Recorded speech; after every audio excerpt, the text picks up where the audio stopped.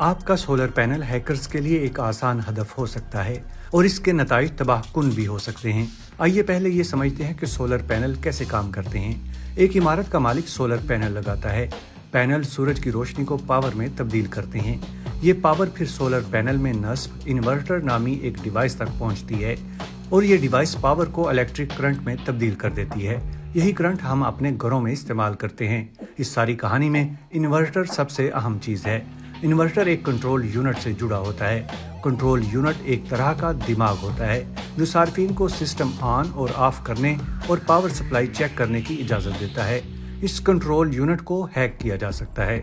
इसके अलावा हैकर्स क्या कर सकते हैं? वो सिस्टम को बंद करने के साथ साथ निजी नेटवर्क तक रसाई भी हासिल कर सकते हैं। इलावा अजी हैकर्स इस नेटवर्क से मुंसलिक दीगर आलात के साथ भी छेड़छाड़ कर सकते हैं। लेकिन क्या वो इससे भी ज्यादा कुछ कर सकते हैं? मुमकिन तौर पर हाँ। इन्वर्टर नामी डिवाइस क्लाउड प्लेटफॉर्म से जुड़ी होती है।